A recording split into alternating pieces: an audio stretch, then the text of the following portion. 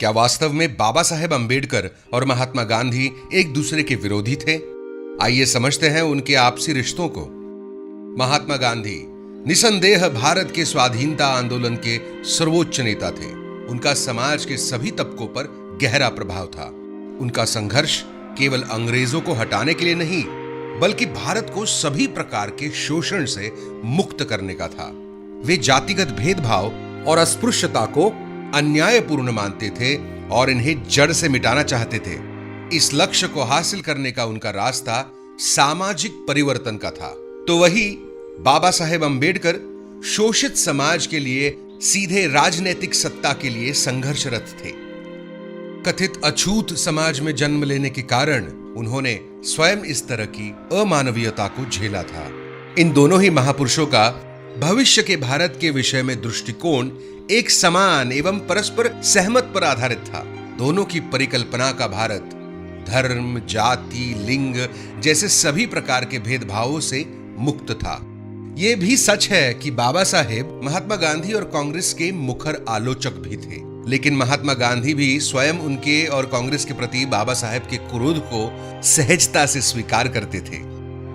पूना समझौते के संदर्भ में बाबा साहेब और महात्मा गांधी को परस्पर विरोधी की तरह दर्शाया जाता है, जबकि वास्तविकता कुछ और थी। 1932 में अंग्रेज कम्युनल अवार्ड लेकर आए, जिसमें दलितों के लिए हिंदुओं से अलग इलेक्टोरेट यानी निर्वाचक मंडल का प्रावधान था।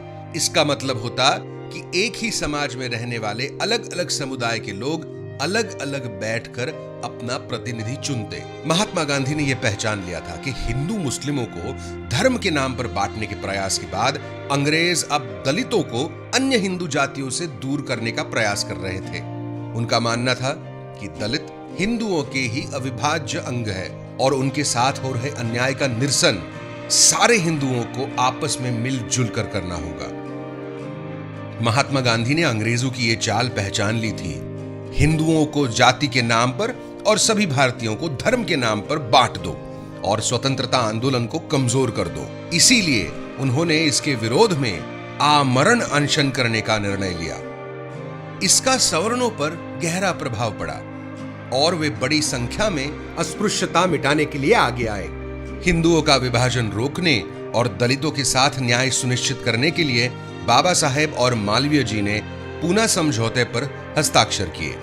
इस समझौते के उपरांत बाबा साहेब ने कहा, इन सारी बातचीत के बीच श्रेय का बड़ा भाग मैं महात्मा गांधी जी को अर्पित करना चाहता हूं। मैं स्वीकार करता हूं कि जब मैं महात्मा से मिला, मैं आश्चर्यचकित था, बहुत ही आश्चर्यचकित। उनके और मेरे बीच में बहुत कुछ समान था। महात्मा गांधी के दिल में बाबा साहेब के प्रति सम्मान दर्शाने वाली एक कहानी संविधान सभा की है। विभाजन के बाद बाबा साहेब का चुनाव क्षेत्र पूर्वी पाकिस्तान में चला गया और उनके स्वतंत्र भारत की संविधान सभा में प्रवेश के सारे रास्ते बंद हो गए। लेकिन गांधी जी जानते थे कि संविधान के शिल्पकार की भूमिका निभाने के लिए सबसे योग्य व्यक्ति बाबा साहेब अंबेडकर ही थे। बापू के आह्वान पर अंबेडकर जी को कांग्रेस द्वारा बॉम्बे प्रांत से चुनकर संविधान सभा और स्वतंत्र भारत की पहली कैबिनेट में शामिल किया गया। इतना ही नहीं, उन्हें ड्राफ्टिंग कमेटी का अध्यक्ष बनाकर संविधान को स्वरूप देने के लिए जिम्मेदार बनाया गया।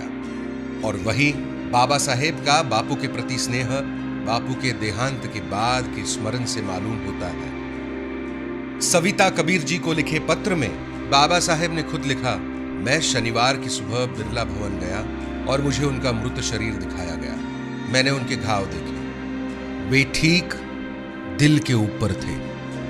उनके मृत शरीर को देखकर मैं बहुत द्रवित हुआ। मैं कुछ दूर उनकी शव यात्रा के साथ चला, लेकिन मैं चलने में असमर्थ था, इसलिए घर वापस आ गया और फिर जमुना पर राजघाट गया। मतभेदों के बावजूद देश और समाज हित में निरंतर संवाद बनाए रखना उच्चतम मानवीय और लोकतांत्रिक मूल्यों का सर्वश्रेष्ठ उदाहरण है।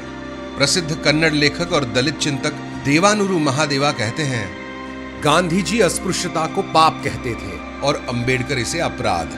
तो हम क्यों इन्हें विरोधी की तरह देखते हैं? अगर हम समझते हैं कि भारत को जाति से मुक्त करने के लिए सवर्णों को बदलना जरूरी है, तो गांधी जरूरी है। दलितों के नागरिक अधिकारों की लड़ाई के लिए अंबेडकर बहुत जरूरी है। इसीलिए मैं कहता हूं, दोनों को साथ लाना चाहिए।